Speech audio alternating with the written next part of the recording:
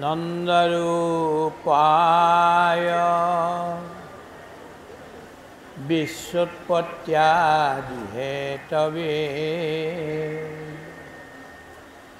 तापत्रय विनाशाय श्रीकृष्णाय वयं नुमः। सच्चिदानन्दरूपाय विश्वोत्पत्त्यादिहेतवे तापत्रय विनाशाय श्रीकृष्णाय वयं नुमः।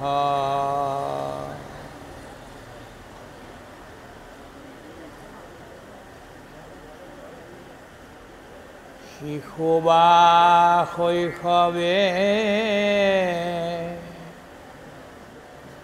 যুৱা বৃদ্ধ কালে নিৰ্গুণ তুৰীয় দেশে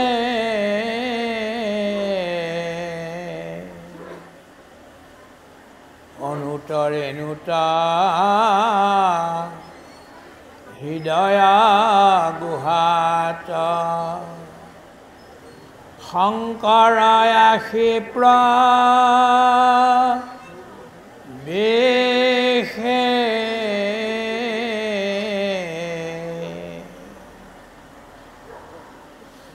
জন্মতে স্পৰ্শিল মৃত্যুটো ঘষিল শংকৰৰ পদ ধূলি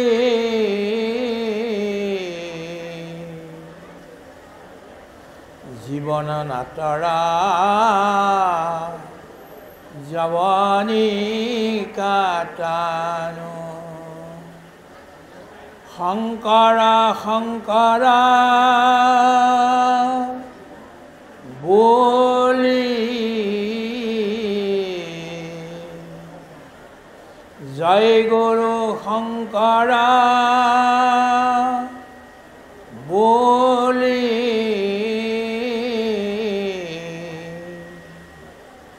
শংকৰ মাধৱ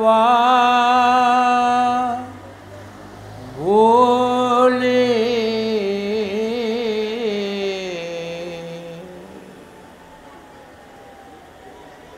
জয় গুৰু শংকৰ।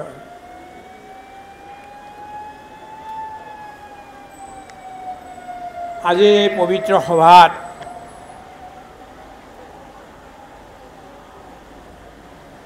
সভাপতিত্ব কৰা শ্ৰদ্ধেয় শ্ৰীযুত অজিত বৰুৱা প্ৰভুজনা,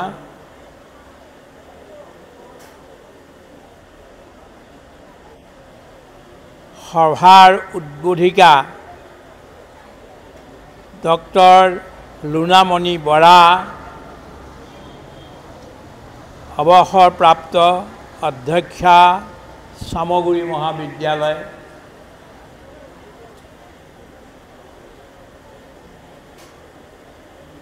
বৰ সুন্দৰভাৱে কম সময়ৰ ভিতৰতে শ্ৰীমন্ত শংকৰদেৱ মহাপুৰুষৰ জীৱনী, দৰ্শন আৰু উদ্দেশ্য আপোনালোকৰ সন্মুখত ৰাখিলে। তেখেতক আমি ধন্যবাদ জ্ঞাপন কৰিছোঁ। May God give you a longer life to serve the people of Assam and India.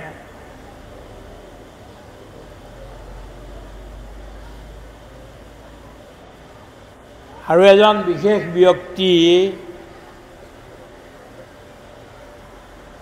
যিজনে শব্দ বৰ চিন্তা কৰিহে ব্যৱহাৰ কৰে। গুৰু গম্ভীৰ ব্যক্তি আপোনালোকে মোতকৈ বেছি জানে, কিন্তু মই অলপ জানো।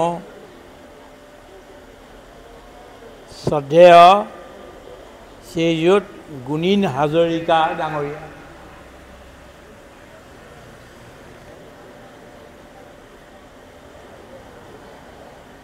মই তেখেতৰ নামটো দিছোঁ ধৰ্মৰাজ যুধিষ্ঠিৰ। যিটো কথা মই জানো সেইটো কাৰণে কৈছোঁ, আপোনালোকে বেছিকৈ জানিব। তাতে মোৰ কাৰণে এজন ধৰ্মৰাজ যুধিষ্ঠিৰেই।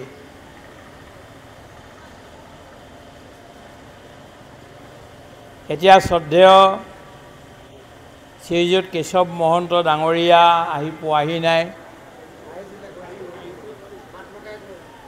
মাত লগাই গ'ল। তেখেত আমাৰ শান্তি সাধনা আশ্ৰমলৈ মাজে মাজে যায়। আমাৰ লগত মৰম চেনেহ প্ৰেম প্ৰীতি আছে। তেখেতৰ গাঁৱতো আমি ঘৰতো গৈছোঁ, ভাষণ দিছোঁ।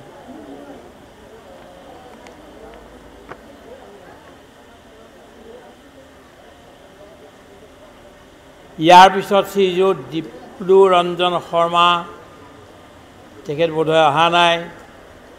শ্ৰীযুত ৰাজ বৰুৱা ACS, তেখেতো আহি পোৱাহি নাই। দিলীপ কুমাৰ হাজৰিকা, শ্ৰদ্ধেয় মাননীয় সভাপতি কলিয়াবৰ শতদল সাহিত্য সভা আছে। আপোনাকো বহুত ধন্যবাদ দিছোঁ। আপুনি সাহিত্যৰ দায়িত্ব লৈছে, বহুত ডাঙৰ কথা। তেখেতক আৰু ইয়াত যিসকল গুৰু সদৃশ লোক আছে, সমস্তজনকে আমি সেৱা জনাইছোঁ। সকলোৰে নাম আমাৰ মনত নাই। ইয়াত যিখিনি পালোঁ আৰু নোট কৰি ল'লোঁ, সেইসকলকে আমি নাম ধৰিলোঁ। বিশেষকৈ আমাৰ সন্মুখত ঈশ্বৰস্বৰূপ প্ৰভুসকল যে আছে, আমাৰ সন্মুখত আছে, ভক্তিস্বৰূপিনী আইসকল আছে, সকলোৰে চৰণত, সকলোৰে বয়স যিয়েই হওক, জ্ঞান গুণ বেলেগ বেলেগ আছে, সকলোৱে আমাৰ কাৰণে ভগৱান স্বৰূপ। গতিকে সকলোকে আমি মনেৰে আৰু হৃদয়েৰে তললৈ নামি সকলোৰে চৰণত স্পৰ্শ কৰি আমি সকলোকে সেৱা জনাইছোঁ।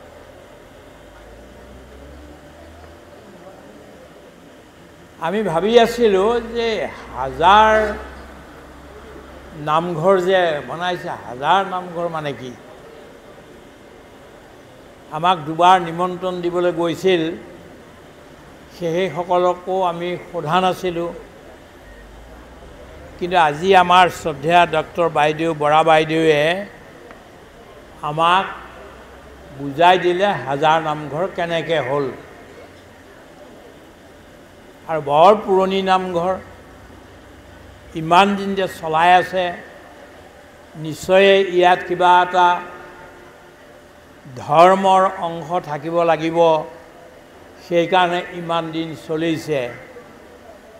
আমি ভাবোঁ এই নামঘৰ 1000 বছৰ চলিব লাগে, 2000 বছৰ চলিব লাগে, দিনক দিনে আৰু বাঢ়ি গৈ থাকিব লাগে। ইয়াৰ সুগন্ধি গোটেই অসমত আৰু ভাৰতবৰ্ষত বিয়পি পৰিব লাগে। মহাপুৰুষ শ্ৰীমন্ত শংকৰদেৱৰ যি বিচাৰ আজি বিশ্বব্যাপক হ'বলৈ ধৰিছে, সেই বিচাৰৰ আপোনালোক ধ্বজাবাহী হ'ব লাগে। এই আশাৰ সৈতে আমি 2-4টা শব্দ আপোনালোকৰ ওচৰত নিবেদন কৰিম। তাৰ ভিতৰত যদি ক'ৰবাত ভুল হয় আপোনালোকে শুধৰাই দিব। ভাল হয় যদি লৈ গৈ ঘৰত চিন্তন কৰিব যে মানুহজনে কি কথা ক'লে। আগতে আমি বহি বহি কথা কওঁ, এতিয়া স্বাস্থ্যজনিত কাৰণত বহি ভালকৈ বেছি সময় থাকিব নোৱাৰোঁ। থিয় হৈ আমি আগতে 7 ঘণ্টালৈকে একে লেঠাৰিয়ে ভাষণ দিছিলোঁ। এতিয়া আমি থিয় হৈ বেছি সময় থাকিব নোৱাৰোঁ। সেইকাৰণে আপোনালোকৰ চৰণত আমি ক্ষমা প্ৰাৰ্থনা কৰি চকীত বহিয়ে দুআষাৰ ক'বলগীয়া হ'ব। আপোনালোকৰ চকীত বহিছে, মই ওপৰৰ চকীত বহিছোঁ।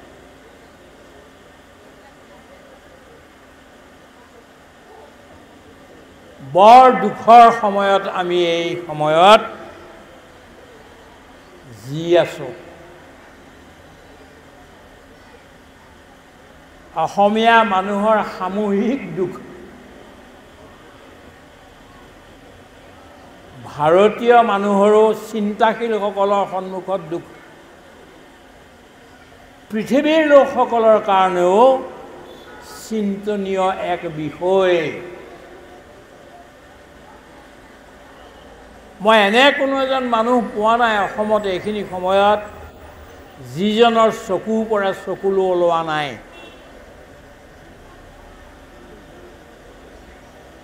বৰ ডাঙৰ এটা বস্তু, বৰ ডাঙৰ এটা ৰত্ন, বৰ এজন মহান পুৰুষক আমি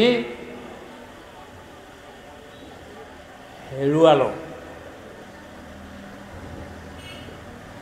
নাম নকলেও আপুনি বুজি পাইছে। যিদিনাখন আমি হেৰুৱালোঁ সেইদিনাখনৰ পৰা আজিলৈকে সম্পূৰ্ণ এমাহ হৈছে। এমাহত আপোনালোকে এই উৎসৱো পাতিছে শ্ৰীমন্ত শংকৰদেৱৰ। আৰু লগতে যিজন ব্যক্তিয়ে আমাক শাৰীৰিক দৃষ্টিৰে এৰি গুচি গ'ল, সেই ব্যক্তিজনৰ শ্ৰদ্ধাঞ্জলি অনুষ্ঠানো আপোনালোকে পাতিছে। আপোনালোকক বহুত ধন্যবাদ।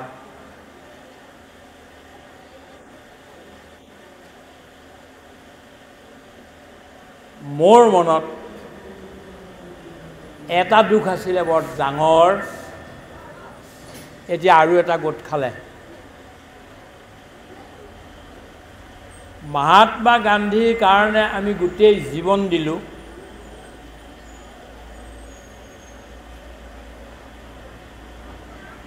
মহাত্মা গান্ধীৰ আশ্ৰমত, বিনোবাজীৰ আশ্ৰমত আমি থাকিলোঁ।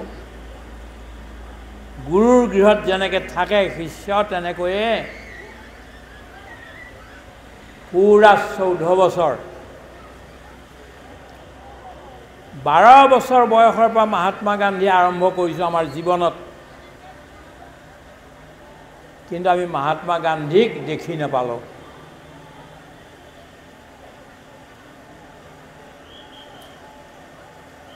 আমাৰ এতিয়া 3 বছৰ বয়সে। দেখি নাপালেও কিন্তু সেইজন মানৱৰ কাৰণে আমি আমাৰ জীৱন অৰ্পণ কৰিলোঁ।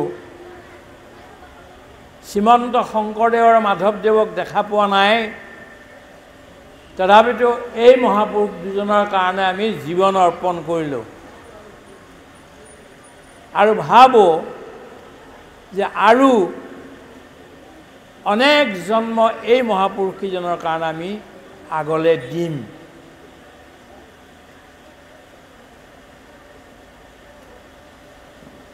আমি ঘৰৰ চিন্তা কৰা নাই, সম্পত্তিৰ চিন্তা কৰা নাই,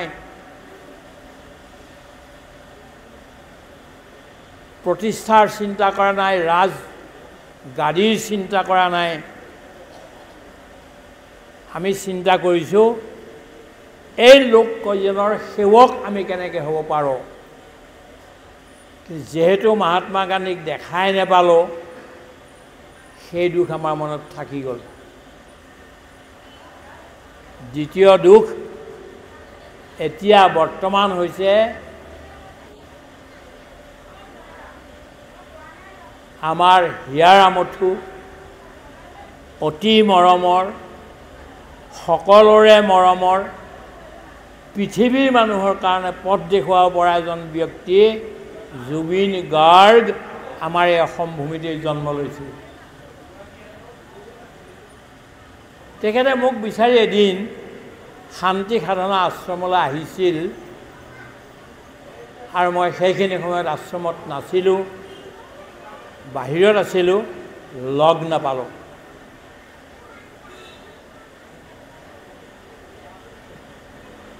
কোভিড হোৱাৰ পিছত কেইবাটাও ডাঙৰ বেমাৰে মোৰ ওপৰত লৈ স্থিতি ল'লে।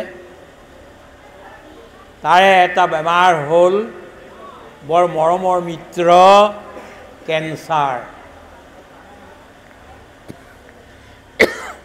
যেতিয়া মোৰ ভিতৰলৈ সোমালে তেওঁ মোৰ মিত্ৰই, শত্ৰু নহয়। 6 মাহ বেংগলোৰৰ নাৰায়ণ হস্পিটেলত পৰি থাকোঁতে ভগৱানলৈ কিছুমান কবিতা লিখিলোঁ আৰু এটা ছপা কৰি দিলোঁ, যাৰ নাম হ'ল জীৱন জাহ্নৱীৰ জল। আমাৰ এগৰাকী কন্যা বাহিৰত থাকে, বিদেশত। তেওঁৰ কেইদিনমানতে অহাৰ কথা আছিল, আহিব। তেওঁ আৰু মই মিলি জুবিনৰ ওচৰলৈ যোৱাৰ কথা আছিল। সেই তাৰ পৰা কিছু গান সংগীত তেখেতৰ দ্বাৰা গোৱাৰ কথা আছিল। যেনেকৈ মহাত্মা গান্ধীক দেখা পোৱা নগ'ল, জুবিনৰ দ্বাৰা আমাৰ লিখিত গান গোৱাবলৈও থাকি গ'ল।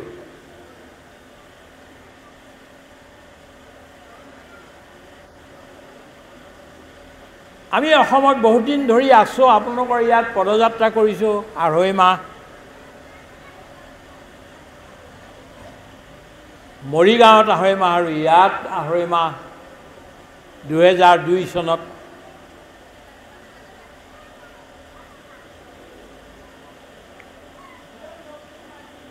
বিৰাট আনন্দ পাইছিলোঁ ইয়াত, যে সঁচা কথা শ্ৰীমন্ত শংকৰদেৱ মহাপুৰুষে জন্ম বা অৱতাৰ ল'বলগীয়া জেগা এটুকুৰা। অসমে আমি ঘূৰা নাই, গোটেই ভাৰতবৰ্ষ, কাশ্মীৰক বাদ দিলে পুৰা ভাৰতবৰ্ষ ঘূৰিছোঁ। কিন্তু অসম এক বেলেগ দেশ, তাতকৈও বেলেগ এই মৰিগাঁও আৰু নগাঁও জিলা।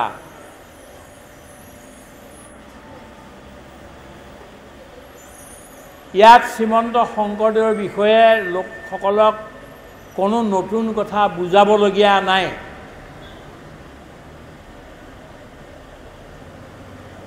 তথাপিতো কেইটামান কথা ক'ম। আদৰ্শ ব্যক্তি কোন? এতিয়া দেখিছোঁ আমাৰ কাৰণে আদৰ্শ ব্যক্তি জুবিন গাৰ্গ ডাঙৰীয়া।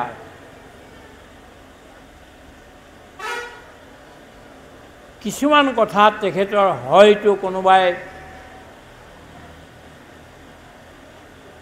ছাপোৰ্ট নকৰিব পাৰে, কিন্তু এজন বিশ্ব মানৱ হিচাপে,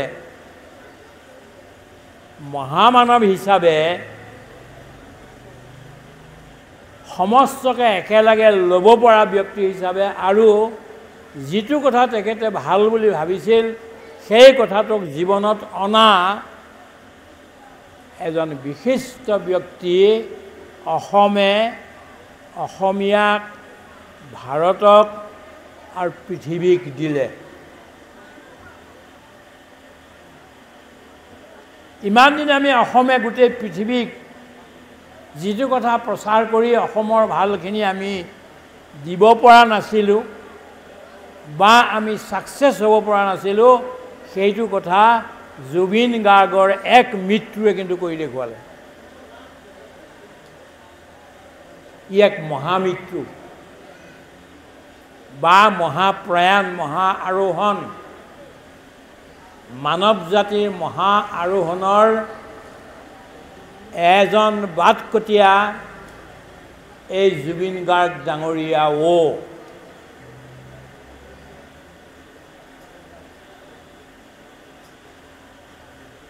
কেৱল মানৱকে ভাল পোৱা কথা নহয়, জীৱ জন্তু, চৰাই চিৰিকটি, বিৰিখ পৰ্বত পাহাৰ নদী সৰোবৰ এই গোটেইবিলাককে অন্তৰেৰে ভাল পোৱা এজন ব্যক্তি আমাৰ এই অসম ভূমিতেই জন্ম হ'ল আৰু তেওঁ ইচ্ছা কৰা হ'লে দিল্লীত মুম্বাইত চেন্নাইত থাকি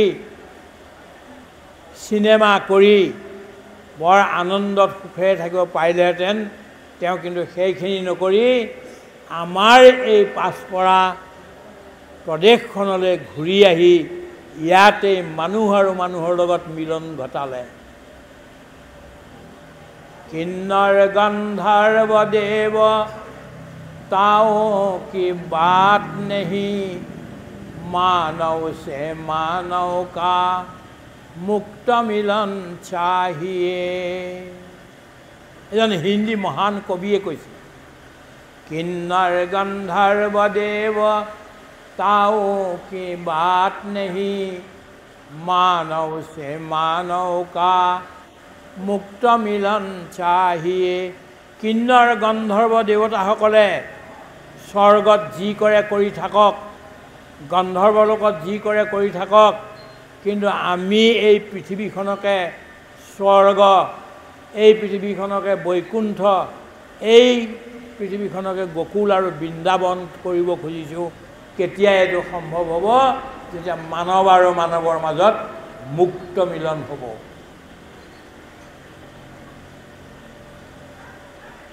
মই আৰু আপোনাৰ মাজত কি পাৰ্থক্য What is the difference between you and me? You are handsome, I am ugly. এজন ব্যক্তি মোৰ সন্মুখত বহি আছে মই আহোঁতে ক'লো যে আও আপুনি পকা থেকেৰাৰ নিচিনা সেই যে পকা থেকেৰা মই কিন্তু কেৰাহীৰ নিচিনা ক'লা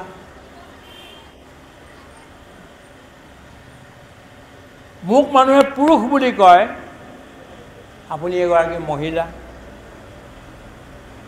মই 82 বৰ্ষৰ এজন ব্যক্তি কিন্তু আপুনি এগৰাকী উঠি অহা পাত গাভৰু ছোৱালী এইবিলাক পাৰ্থক্য দেখা গৈছে হয় কিন্তু ভিতৰত আমি কেৱল এক আপুনি আৰু মই কোনো বেলেগ নহয় পুৰুষ আৰু মহিলা কোনো বেলেগ নহয় শিক্ষিত আৰু অশিক্ষিত কোনো বেলেগ নহয় ডক্টৰেটৰ লগত কাম কৰা পিয়নজন এই দুজনো বেলেগ নহয় কিন্তু This is spirituality. What is spirituality and what is religion? Now the days of religion and politics are gone, sir. I am telling him. Now the days of politics and religion are gone. Politics will not do any good for the humanity. And religion itself will also not do any good for humanity. Beyond religious, there is something that is called spirituality. Religion, it is shedding the blood of everybody, staining every pages of history. বুৰঞ্জীবোৰ উলিয়াই লওক আপুনি আৰু এখিলা মেলি চাই লওক প্ৰতিখিলা পাত ধৰ্মৰ যুদ্ধৰ কাৰণে ৰক্ত ৰঞ্জিত হৈছে ধৰ্ম ইজ ৰেসপন্সিবল ফৰ দ্যাট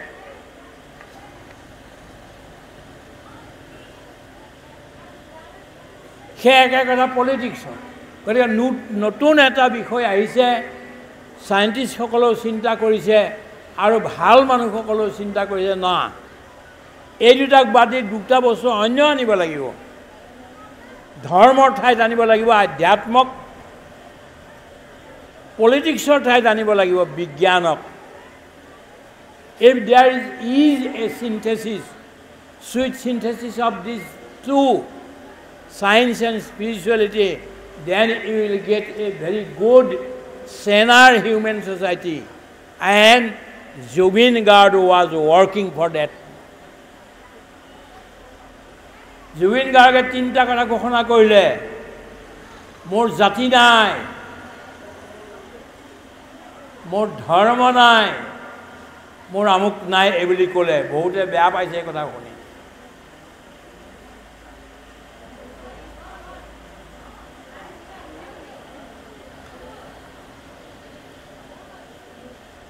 মই এটা অনুৰোধ জনাম, এতিয়া মাজত যাতে লোকসকলে ইফাল সিফাল কৰি নাথাকে, মই অলপমান কিবা কথা এটা ক'বলৈ লৈছোঁ, শুনক আপোনালোক।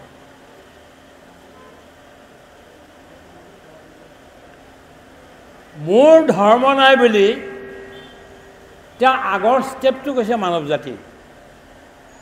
ধৰ্মতকৈ ওপৰলৈ উঠি আধ্যাত্মলৈ আমি ঘূৰি যাব লাগিব।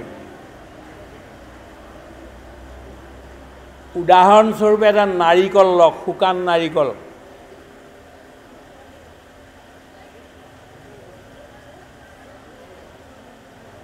মই এখেতৰ কামটো পূৰা হ'বলৈ দিওঁ, ৰৈ যাওঁ অলপ। Let him do his work.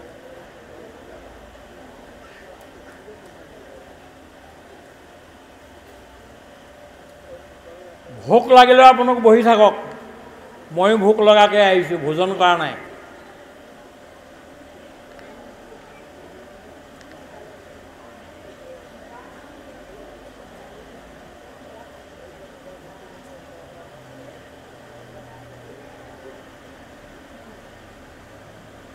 এটা নাৰিকল লওক, নাৰিকলটোত কি আছে? প্ৰথমতে শুকান বাকলি আছে, তাক গুচাই দিয়ে যদি কিছুমান আঁহ আছে, তাকো গুচাই দিয়ে যদি বৰ মজবুত এটা খোলা আছে, টান খোলা, এই ভেৰি হাৰ্ড ওৱান। তাৰপিছত সেইটো যে ভাঙি দিয়ে তেতিয়া বগা বগা এটা কোমল অংশ পাবগৈ, আৰু তাৰ ভিতৰত যায় পানীটো পাব। ধৰ্ম আৰু আধ্যাত্মিকৰ সম্বন্ধ এইটো। ধৰ্ম মানে নাৰিকলটোৰ ওপৰৰ বাকলিটো, the skin of the coconut. ধৰ্ম মানে the fibres of the coconut. ধৰ্ম মানে the cracks of the coconut. You will have to penetrate all these three and get into the kernels of the coconut. এইটো আপুনি পাৰ হৈ যেতিয়া আপুনি সেই বগাটো পাবগৈ, সেই পানীটো পাব, তেতিয়া আপুনি আধ্যাত্ম পালেগৈ বুলি ভাবিব। আধ্যাত্ম ধৰ্মৰ ভিতৰত সোমাই আছে। সকলো ধৰ্মপুথিতে, ভাগৱতত, গীতাত, বিভিন্ন কোৰাণ, বাইবেল, এই চবতে আধ্যাত্মটো ভিতৰত সোমোৱাই থোৱা হৈছে। বাহিৰৰ ৰিচুৱেলবিলাকৰ দ্বাৰা আমুকটো কৰিব পায়, আমুকটো কৰিব নাপায়, পূবফালে চাই কৰিব পায়, পশ্চিমফালে কৰিব নাপায়, এইবিলাকৰ ভিতৰত ডুজ এণ্ড ড'নছত সোমাই আছে। জুবিন গাৰ্গে যিটো কথা কৈছে, মোৰ কোনো ধৰ্ম নাই, তেওঁ কিন্তু মোৰ কোনো আধ্যাত্ম নাই বুলি কোৱা নাই। আপুনি আৰু ময়ো লাহে লাহে ধৰ্মক অতিক্ৰম কৰি আমি আধ্যাত্মলৈ যাবগৈ লাগিব। কিন্তু আৰু আমাৰ মনটোক বৈজ্ঞানিক দৃষ্টিভংগীৰে বিচাৰ কৰিবগৈ লাগিব আমি। What is the greatest tragedy of humanity today? মানৱ জাতিৰ আটাইতকৈ ডাঙৰ ট্ৰেজেডিটো কি হৈছে গম পায়নে? আমি বিজ্ঞানৰ চব সুখ সুবিধাবিলাক লৈছোঁ, কিন্তু মনটোক আৰু হৃদয়খনক আমি বৈজ্ঞানিক কৰিব পৰা নাই। বৈজ্ঞানিক দৃষ্টিৰে ভাবিব আমি পৰাই নাই। এইকাৰণে আজি আমাৰ এইটো অৱস্থা। গতিকে এই কথাটো শ্ৰীমন্ত শংকৰদেৱে 500 বছৰৰ আগত কৈছিল। আপুনি কীৰ্তন ঘোষাখন মেলি প্ৰহ্লাদ চৰিত্ৰৰ 7 নম্বৰ অধ্যায়টো পঢ়ক। বৰুণৰ পাশে বান্ধি থৈও কতকাল, আপুনি বয়স হ'লে বুদ্ধি হৰিব ভাল, তাৰ লগে লগে কি কৈছিলে, হে খন্দা অমৰ্ক, তোমালোক দুয়োজনে এই প্ৰহ্লাদক ৰাজনীতি, বিস্তৰ ৰাজনীতি শিকোৱা। তেতিয়া সি ঈশ্বৰৰ পৰা বদলি হৈ আহি পেলাই এই অসুৰৰ কামবিলাক কৰিবলৈ ধৰিব। আপুনি মেলি চাওকগৈ, ইয়াৰ পৰা গৈ 5-6 নম্বৰ লাইনতে আছে এই কথাটো। শ্ৰীমন্ত শংকৰদেৱে গোটেই মানৱ জাতিৰ কাৰণে এনেকুৱা সাংঘাতিক কথা কেইটামান কৈ দিলে, যিকেইটা কথাৰ আজি মহত্ব বহুত আছে, গোটেই পৃথিৱীৰ কাৰণে আছে। যিটো কথা সন্ত বিনুৱাজীয়ে শ্ৰীমন্ত শংকৰদেৱৰ নাম লৈ গোটেই পৃথিৱীতে প্ৰচাৰ কৰিছে। সেই সোঁতটোকে, সেইটো প্ৰবাহ যিটো আছে, সেই প্ৰবাহকে শক্তিশালী কৰি আজি জুবিন দায়ো কৈছে। জুবিন দা মোতকৈ 30 বছৰৰ সৰু, কিন্তু জুবিন দা শব্দটো এতিয়া কেৱল এইটোকেই, মানে দাদা শব্দটোকে বয়সৰ ক্ষেত্ৰত বুজোৱা নাই, এটা সন্মানৰ দৃষ্টিৰে সৈতে কৈছে। সেইকাৰণে চবে জুবিন দা ক'বলৈ লাগি গ'ল। মই তেওঁতকৈ 30 বছৰ কম হোৱাৰ স্বত্তেও, বেছি হোৱাৰ স্বত্তেও 30 বছৰ, তথাপিতো ময়ো এতিয়া তেওঁক জুবিন দা বুলিয়ে কৈছোঁ।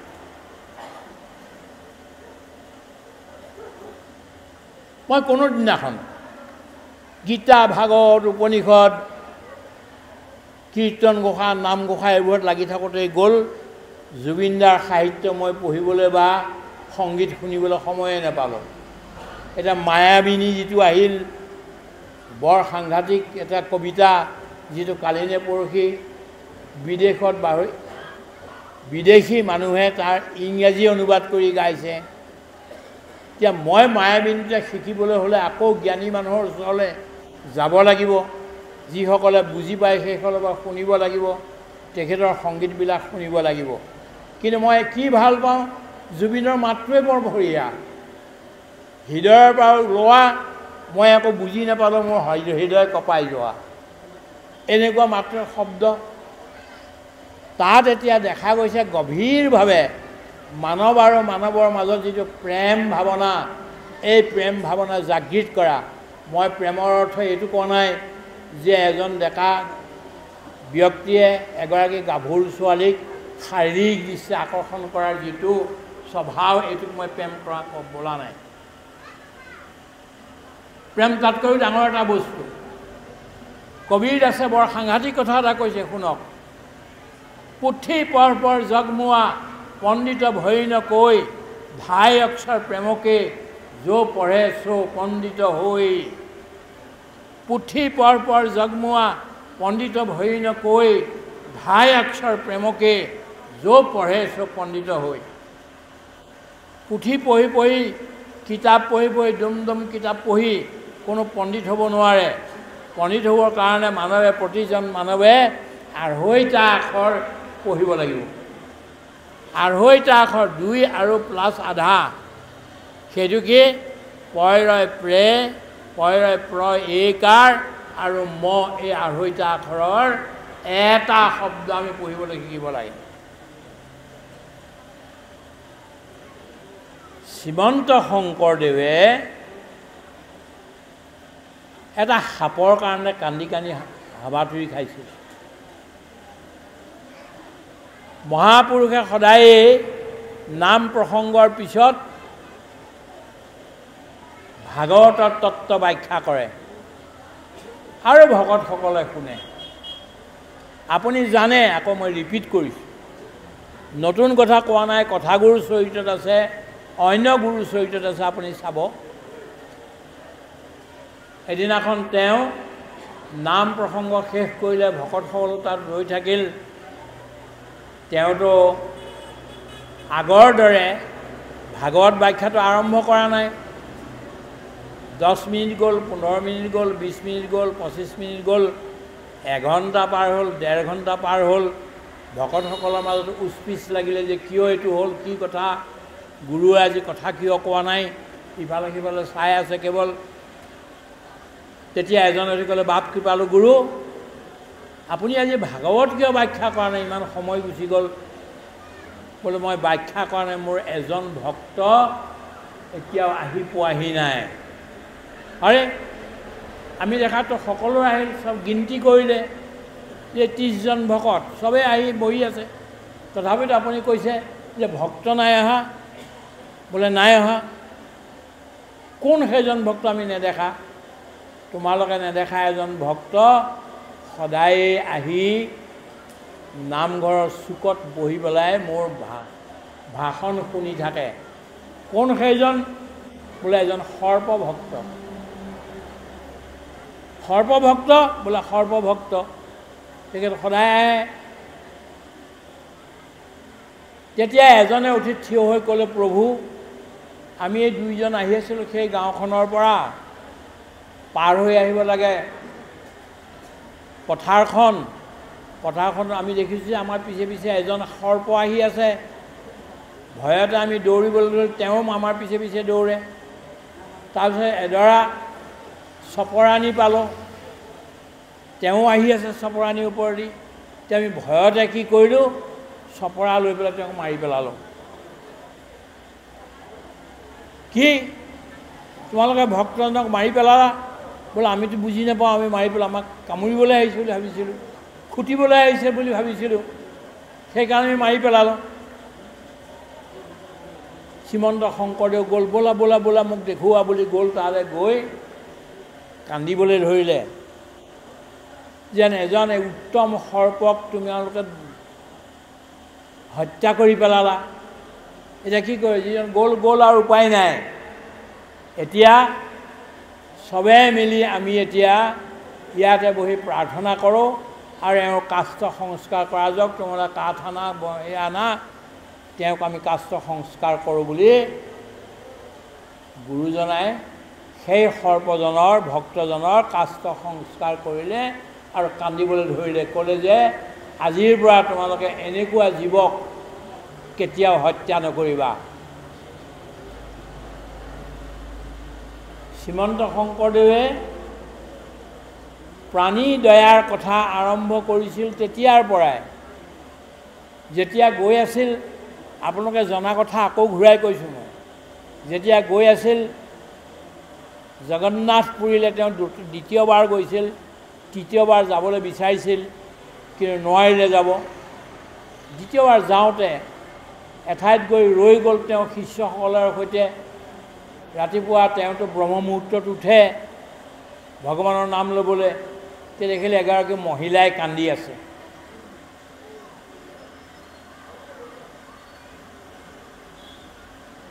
শিষ্য, প্ৰধান শিষ্য মাধৱদেৱক ক'লে, বৰাৰ পৌ এইফালে আহাচোন। আহিলে। বোলে বাপ কৃপালু গুৰু, কি আদেশ? বোলে তোমালোকে শুনিছানে? জংঘলত হাবিত এজনী মহিলাই কান্দি আছে। বোলে আমি শুনা পাইছোঁ। এতিয়া তোমালোক যোৱা, কি কাৰণে কান্দিছে খবৰটো লোৱাগৈ। যদি তেওঁ কিবা বিপদত পৰিছে আমি তালৈ যাম। গ'ল, গৈ পেলাই চালেগৈ, চাই দৌৰি আহিলে ঘূৰি। আহি পেলাই ক'লে, বাপ কৃপালু গুৰু, সেইগৰাকী মহিলা নহয়, এগৰাকী হৰিণী। ব্যাধে জালত ফান পাতি তাইক পেলালে, ফান্দত পৰি গ'ল। এতিয়া তাই তাৰ পৰা মুক্ত হ'বৰ কাৰণে এয়া কান্দি আছে। আৰে বোলা বোলা বোলা, আমি চবে গৈ তাইক মুক্ত কৰিব লাগে বুলি গ'ল। গৈ ক'লে যে ভক্তসকল, হৰিণীজনী যাতে অকণো কষ্ট নাপায় এইটো কথা ভাবি লৈ তোমালোকে হৰিণীজনীক এৰুৱাই দিয়া, মুক্ত কৰি দিয়া। তেওঁলোকে বৰ যত্ন কৰি হৰিণীজনীক মুক্ত কৰিলে।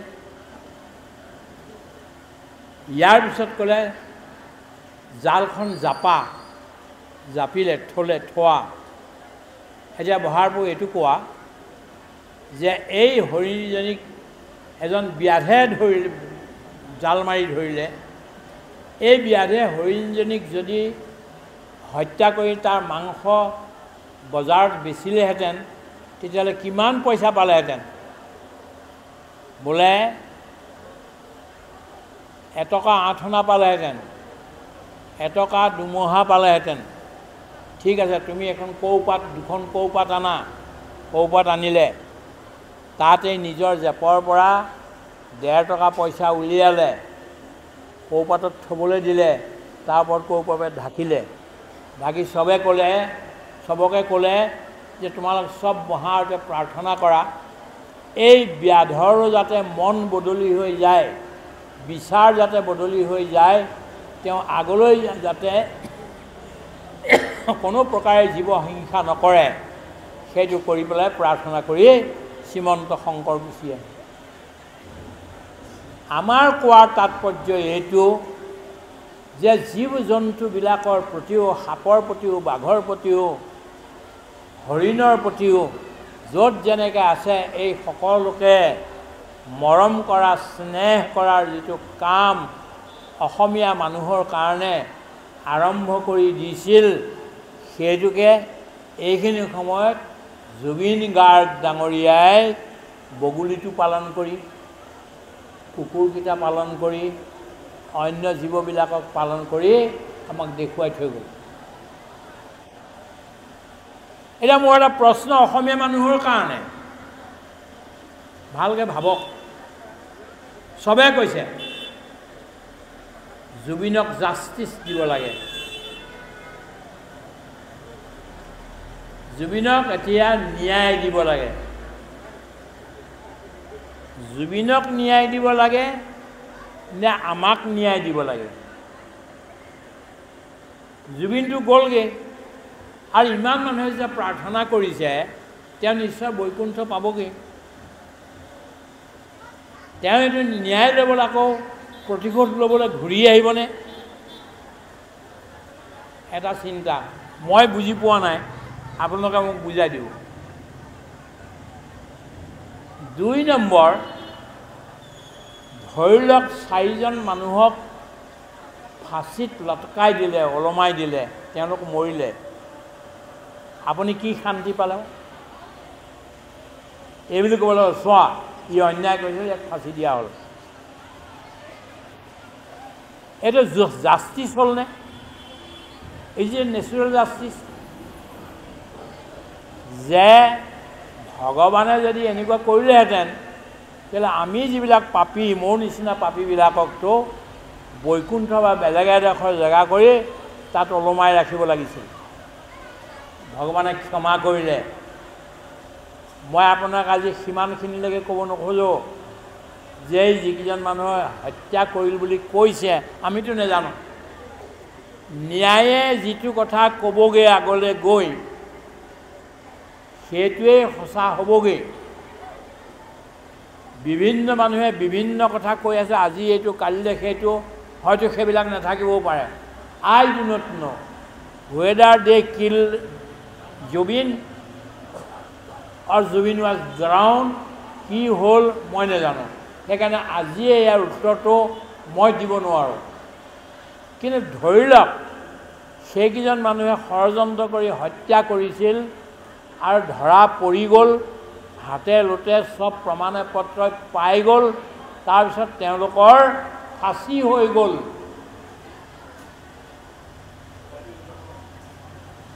ঈশ্বৰে জন্ম দিয়া মানৱ কেইজনমানক আপুনি ফাঁচি দি ন্যায় পাব বুলি আনন্দ পাব নেকি? নে সেইকেইজনৰ জীৱন পৰিৱৰ্তন, বিচাৰ পৰিৱৰ্তন কৰিব লাগে আৰু তেওঁলোকে নিজে অনুতাপিত হ'ব লাগে, এই অৱস্থালৈ আমি নিব লাগে।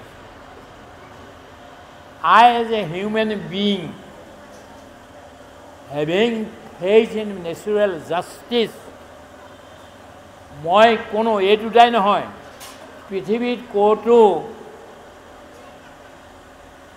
মৃত্যুদণ্ড হ'ব লাগে বুলি মই নকওঁ। মৃত্যুদণ্ডৰ মই বিৰোধী।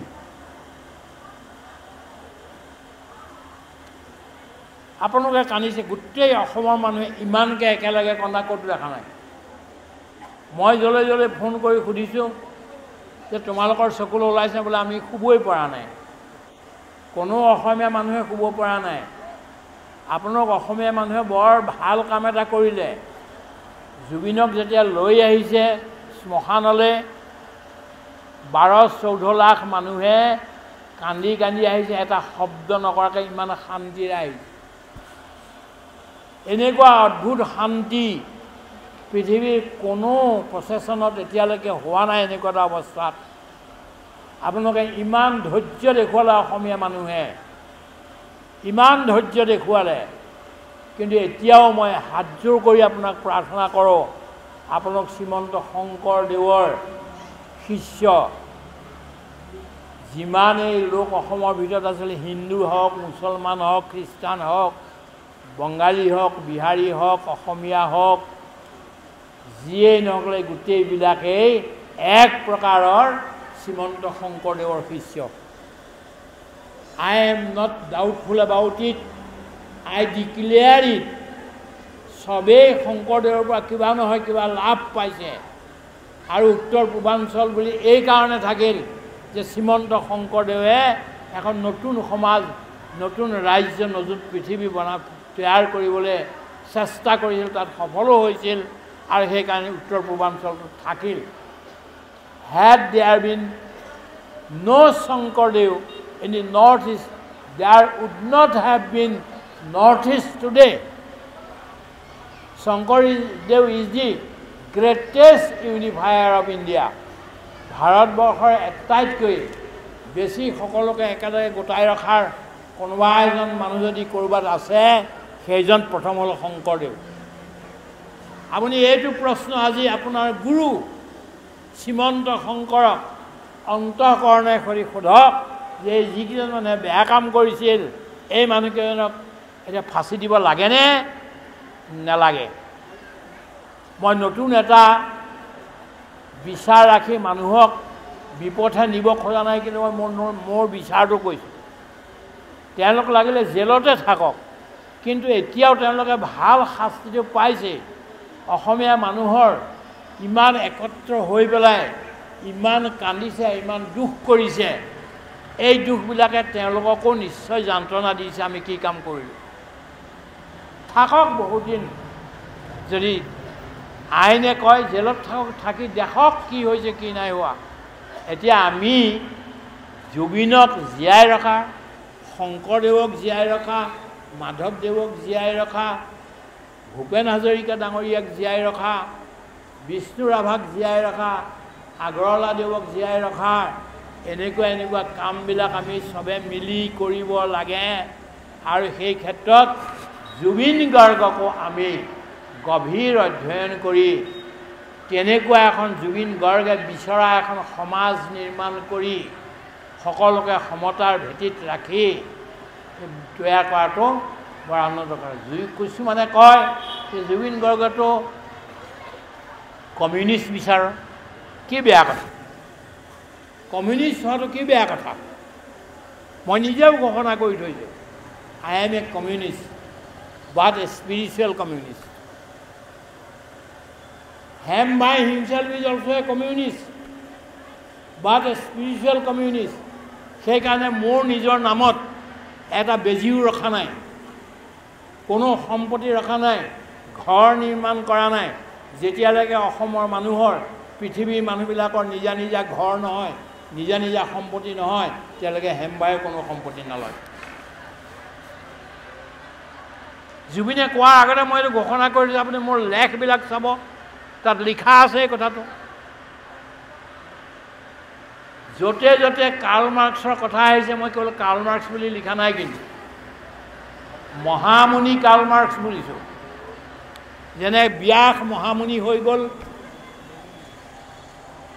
যেনেকৈ নাৰদ দেৱৰ্ষি হৈ গ'ল, যেনেকৈ যাজ্ঞবল্ক মহামুনি হৈ গ'ল, তেনেকৈ এইজনো কাৰ্ল মাৰ্ক্স এজন মহামুনি হৈ গ'ল।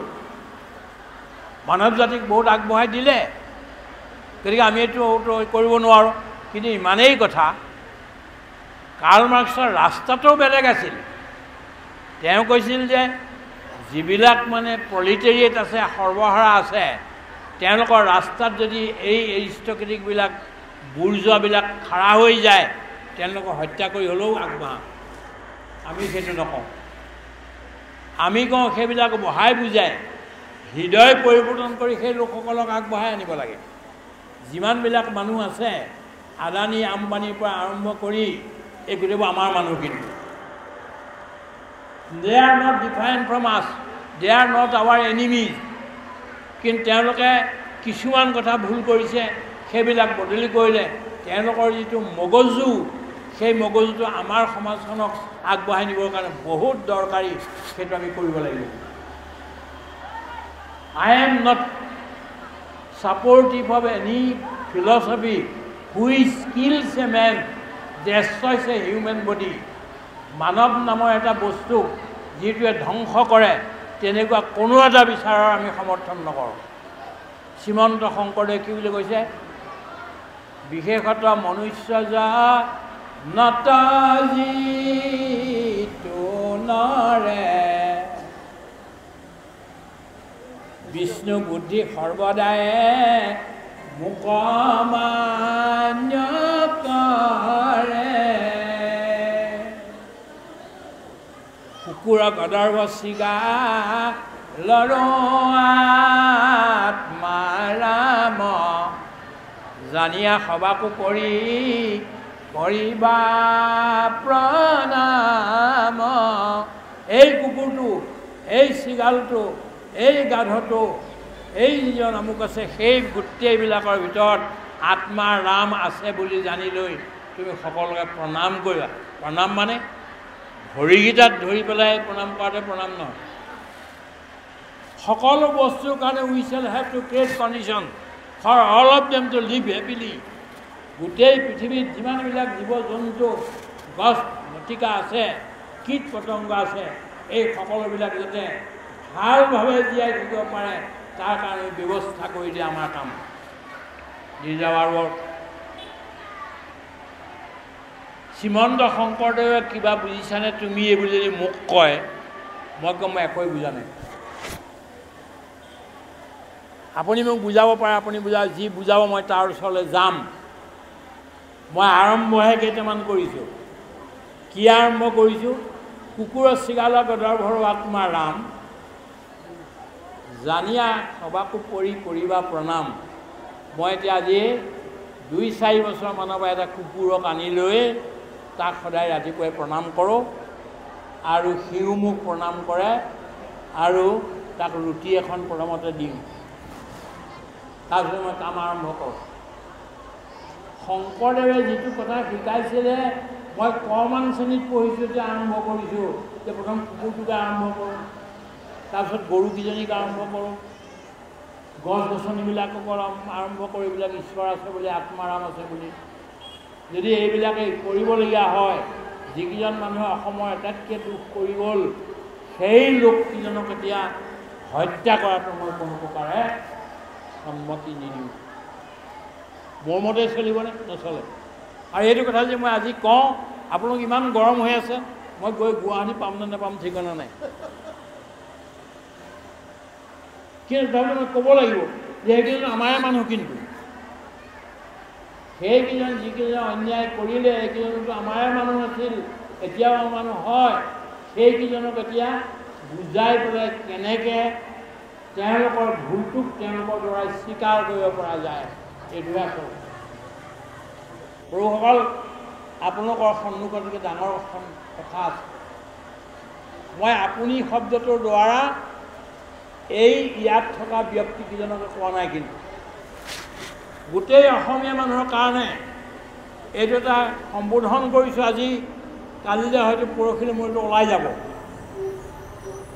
I am addressing to the people of Assam, especially to the younger generation. ভাবক জুবিনক হত্যা কৰা লোককেইজনক ফাঁচি দিলে আপোনাৰ কাম শেষ হ'ল নে নাই জুবিনৰ আদৰ্শ জুবিনে 40,000 গীত ৰেকৰ্ড কৰি গৈছে আমাৰ কাৰণে বহুত ডাঙৰ কৰি গৈছে এই গীতবিলাকত যি এটা এটা শব্দ আছে এই শব্দবিলাকৰ বৈজ্ঞানিক ব্যাখ্যা দি নিজৰ জীৱনত সামাজিক জীৱনত দেশৰ ৰাষ্ট্ৰীয় জীৱনত আৰু পৃথিৱীৰ জীৱনত তাক প্ৰস্ফুল্লিত কৰোৱাৰ দায়িত্ব every Assamese person has If you do not do it, after hanging these 4 persons, if you remain quiet and become satisfied, then you have missed the point. Point to কিন্তু হেৰুৱাইছে। হে অসমীয়া লোকসকল, আপোনালোকে বৰ ভাল দেখুৱাইছিলে। কি ভাল দেখুৱাইছিলে? অসম আন্দোলন এটা কৰি এসময়ত ইয়াতে প্ৰফুল্ল মহন্ত আছিল, ইয়াতে আমাৰ হাজৰিকা গুণীন হাজৰিকা ডাঙৰীয়া আছে, একেবাৰে বৰ গুণী গুণী কথা কয়, গুণী মানে ভাবি ভাবি। You are a thoughtful person. কিন্তু I am asking you, আপোনালোকে বৰ ভাল আৰম্ভ কৰিছিলে। যেতিয়া দিল্লীত সুধিছিলে যে আপোনালোকৰ হেৰি কোন, আপোনালোকৰ নেতা কোন, তেতিয়া দেখুৱাই দিছিলে আপোনালোকে মহাত্মা গান্ধীৰ ফটোখন। কিন্তু পিছৰ আপোনালোকে আন্দোলন কি কৰিলেগৈ, কেনেকুৱা হ'ল? থাকিলে কেনে সেই বস্তুটো যে মহাত্মা গান্ধীয়ে নিজৰ নেতা বুলি কৈছিল, তেনেকুৱা তাতে গুপ্ত হত্যা হ'ল। কোনে কৰিলে মই ক'ব নোৱাৰোঁ, কিন্তু ইট হেপেন, ঘটিছিলতো। কেনেকৈ ঘটিল? আৰু ইয়াত আপোনালোকে যিমান ধুনীয়া আন্দোলনটো মানে এটা প্ৰচেছন কৰি কান্দি কাটি শব্দ নোহোৱাকৈ কাকো গালি নকৰাকৈ জুবিন দাৰ অন্ত্যেষ্টিক্ৰিয়াটো কৰিলে। পৃথিৱীৰ কাৰণে এইটো বৰ সাংঘাতিক কাম আপোনালোকে কৰিলে। কিন্তু পিছৰ চোৱা বাক্সাত গৈ কি হ'লগৈ, এইটো ঘটনাটো কেনেকুৱা হ'লগৈ। গতিকে লাহে লাহে বস্তুবিলাকে যাতে হিংসাৰ ৰূপ নলয়। বহুতে বৰ হিংসাৰ কথা কয়। I as a man of Mahatma Gandhi, মই আকৌ মহাত্মা গান্ধীক বুজা নাই, কিন্তু যি বুজিছোঁ তাৰ পৰা কৈছোঁ, শান্ত হৈ যাওক। আপোনালোকে এফালেদি যদি আইনত বিশ্বাস কৰিছে, আইনলৈ এৰক। আৰু আপোনালোকৰ কিবা তথ্য আছে, তথ্যবিলাক দিয়ক যুক্তি সহকাৰে। যদি আইনক বিশ্বাস কৰে অস্ত্ৰ লওক, কিন্তু আপোনালোকে আইনক বিশ্বাস কৰিছে, আমি কৰোঁ। আইনক, দেশখনৰ এখন সংবিধান আছে, সেই সংবিধানক দিয়ক। আৰু আমাৰ প্ৰত্যেকজন অসমীয়াই এতিয়া আত্মপৰীক্ষণ কৰিবৰ হ'ল যে ক'ত আমাৰ ভুল হৈ গ'ল। আমাৰ লগৰ 4জন মানুহে এই কামটো কিয় কৰিলে, গতিকে এইটো চিন্তা কৰক। প্ৰভুসকল, এইখিনি কথা কৈ লোৱাৰ পিছত আপোনালোকে ভোজন কৰিবৰ কাৰণে গৈ আছে, বৰ ভাল কথা কৈছে। এইটো এটা ভোজন। শ্ৰীমন্ত শংকৰদেৱে ইমানবিলাক ভগৱান থাকোঁতে, ভাবক অলপমান কথাটো, শ্ৰীমন্ত শংকৰদেৱে ইমানবিলাক ভগৱান আছিল। ৰাম ভগৱান, পৰশুৰাম ভগৱান, এই 24 অৱতাৰ ভগৱান, তাৰপিছত হৰি ভগৱান, বিষ্ণু ভগৱান, নাৰায়ণ ভগৱান থাকোঁতে শ্ৰীকৃষ্ণ ভগৱানক কিয় ল'লে?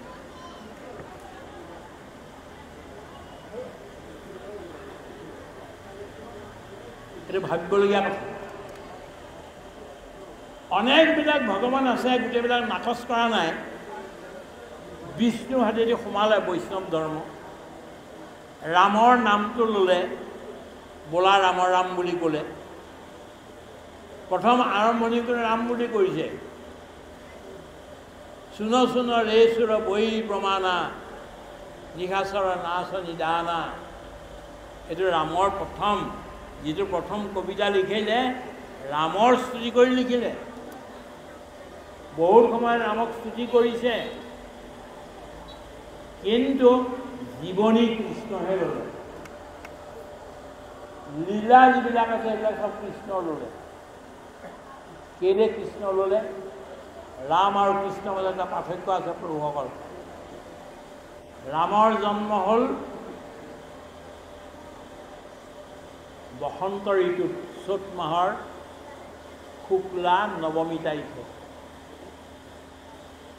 কৃষ্ণৰ জন্ম হ'ল বৰ্ষাকালৰ, ভয়ংকৰ বৰ্ষাকালৰ কৃষ্ণা অষ্টমী তাৰিখে ৰাতি। ৰামৰ জন্ম হ'ল দিনৰ 12 বজাত আৰু কৃষ্ণৰ জন্ম হ'ল ৰাতি 12 বজাত। ৰামৰ জন্ম হ'ল দশৰথৰ ৰাজধানীৰ ভিতৰত, ৰাজমহলৰ ভিতৰত, সোণৰ পালেঙৰ ওপৰত তেতিয়া হ'ল। আৰু কৃষ্ণৰ জন্ম হ'ল কংসৰ কাৰাগাৰত, মাক বাপেক দুয়োটাকে বান্ধি থৈ দিছে। সেই অৱস্থাত ভয়ংকৰ বৰষুণ, ধুমুহা, গাজনি। ৰামৰ জন্ম হোৱাৰ লগে লগে সব ঋষি মুনিবিলাকক কিমান সোণ দান কৰিছে, কিমান মানে গোলাল সেন্দুৰ দলিয়াইছে, পেকিছে, চাৰিওফালেদি ছটিয়াইছে, কিমান কি কৰিছে, কিমান ফুলৰ কৰিছে, কিমান কি কৰিছে। কৃষ্ণৰ জন্মত কিন্তু কংসৰ ভয়ত হাহাকাৰ অৱস্থা। কৃষ্ণই নিজে নিজে নিজৰ মুক্তিৰ কথা চিন্তা কৰি ক'বলগীয়া হৈছে যে মোক এনেকৈ তুমি ইয়াৰ পৰা লৈ যোৱা, এনেকৈ যমুনা পাৰ কৰি নি আমুকত থৈ আহা, আৰু তাত কাৰোবাৰ জন্ম হ'বলৈ হৈছে, তেওঁক লৈ আনা। নিজৰ মুক্তিৰ কথা নিজে ক'বলগীয়া হৈছে। আৰু জন্মৰ 3 দিনৰ দিনাখন পুতনা নামৰ ৰাক্ষসীবিলাকজনীক তেওঁ নিজে মানে হত্যা কৰিবলগীয়া হৈছে। এফালেদি অসুৰবিলাকক মাৰিছে আৰু সিপিনেদি ভক্তবিলাকৰ জীৱনক প্ৰস্ফুৰিত কৰিছে। গতিকে কি কৈ আছিলোঁ যে ৰামৰ জন্মটো বহুত সহজ সৰল আছিল, কিন্তু কৃষ্ণৰ জন্মটো সংঘৰ্ষপূৰ্ণ। আপোনাক এইটোৱে কৈছে যে হে জীৱ, তুমি ৰামৰ নিচিনাকৈ জন্ম নাপাব পাৰা। ৰাজ সিংহাসনত সোণৰ থালিত ৰূপৰ চামুচ লৈ তুমি খোৱাৰ এইটো জীৱন তুমি নাপাব পাৰা, কিন্তু কৃষ্ণৰ নিচিনা জন্ম, সংঘৰ্ষপূৰ্ণ জীৱন প্ৰত্যেকৰ জীৱনলৈ আহিব পাৰে, আৰু এই সংঘৰ্ষটোক তুমি গ্ৰহণ কৰা। শ্ৰীমন্ত শংকৰদেৱেও ইয়াক খুব সুখেৰে থকা নাই।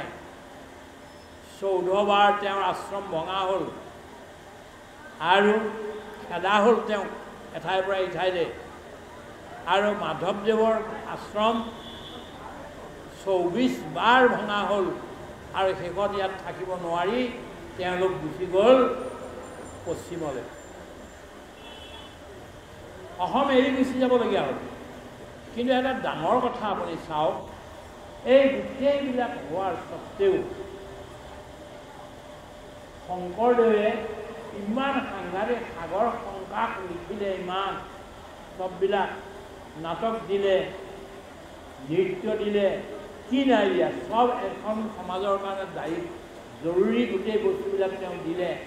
কিন্তু এনেকুৱা লোকসকলে তেওঁক এনেকুৱা অন্যায় কৰি খেদাৰ স্বত্তেও কোনোদিনাখনেই শ্ৰীমন্ত শংকৰদেৱে তেওঁৰ এটা লেখনিৰ এটা শব্দটো অসমীয়া সমাজখন বা সমাজখন বেয়া বুলি কোনোদিনাখন নকৰে। That is very important. ইমান অন্যায় সহন কৰাৰ পিছতো এই অন্যায়বিলাকক পজিটিভলি ল'লে। যেতিয়া ব্ৰহ্মপুত্ৰৰ মাজেদি নাও হতিয়াই গৈ আছে, তেতিয়া মানুহবিলাকে দলি চপৰা মাৰিছে তেওঁলোকে। তেতিয়া মাধৱদেৱলে বাপ কৃপালুগুৰু কি হ'ব এতিয়া, কিমান দলি আহিছে, বোলে একো কথা নাই, বৰ ভাল কথা। আমাৰ বাচন বৰ্তনবিলাকত লেপ দিব লাগিব, টৌবিলাকত মাটি তোমাৰ হাতততো নাই, চব বালিয়ে ইয়াত দুই মানেদি তেওঁলোকে আমাক মাটি উপহাৰ দিছে, লৈ থোৱা। তাৰপিছত তেওঁ কি কৰিলে, খুব খং উঠাব ধৰিলে। বোলে আমাক ইমান খং উঠিলে, কি কৰালে, বৰ ভাল কথা, আমাৰ খৰি নাই নহয়, এইবিলাক খৰি হ'ব।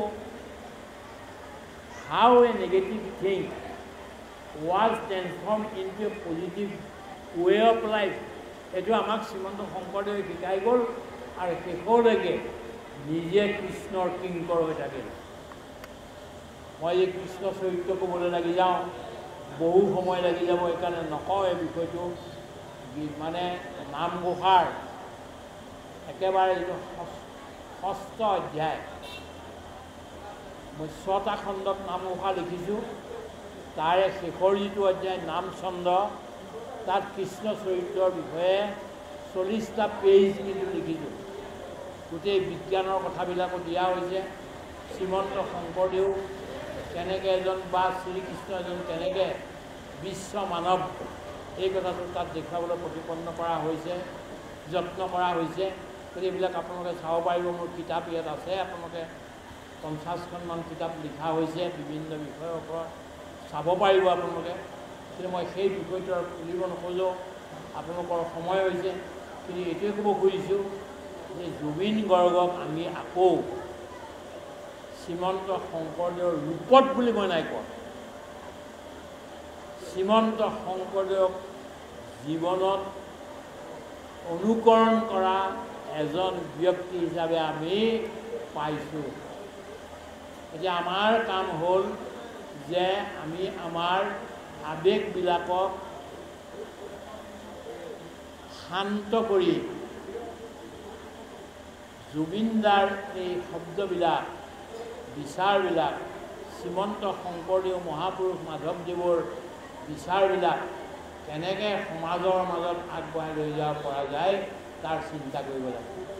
40,000 পদ্য আমাক লিখি দিছে। ইয়াৰে সন্ত বিনুবাজী আহিছিল, তেওঁৰ নামঘোষা অধ্যয়ন কৰি এমাহৰ ভিতৰত গোটেই নামঘোষা মুখস্থ কৰি তাৰ সাৰ লিখিছে। তাত এটা কথা তেওঁ দিছে, এটা কথা যে মহাপুৰুষ মাধৱদেৱে একো নিলিখি যদি এটা পদ্য নামঘোষাৰ এজনা ঘোষা যদি লিখি গ'লহেঁতেন, তথাপিতো পৃথিৱীত তেওঁ এজন মহাপুৰুষ বুলি আৰু মহাকবি বুলি বিখ্যাত হ'লহেঁতেন। সেইটো কোন যুগৰ ঘোষা?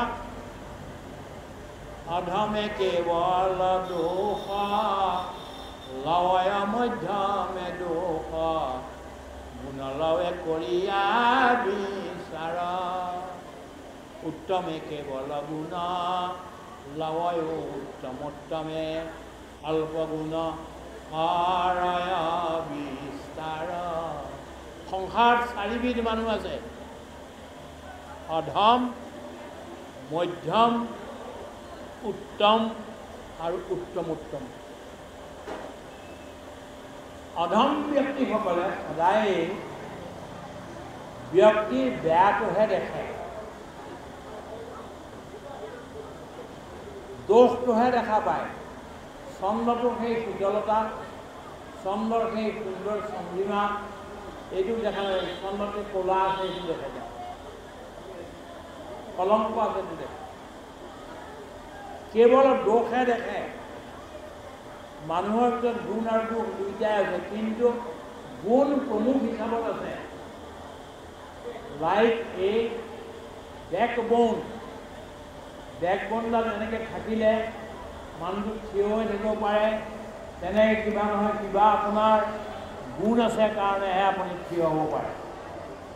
যিদিনাখনে মানৱত গুণ নাথাকিব, সি কাম্বল, সি একদম পৰি যাব, একো নহ'ব। গতিকে যাক আমি দুৰ্গুণ বুলি ভাবিছোঁ, ডকাইত বুলি ভাবিছোঁ, চৰিত্ৰহীন বুলি ভাবিছোঁ, তাতো কিন্তু কিছুমান কিবা নহয় কিবা এটা গুণ আছে। এই গুণটো গ্ৰহণ কৰক। মধ্যমে দোষ গুণক কৰয় বিচাৰ। যিবিলাক মধ্যম প্ৰকাৰৰ মানুহ, তেওঁলোকে দোষ আৰু গুণ দুয়োটাৰে বিচাৰ কৰে।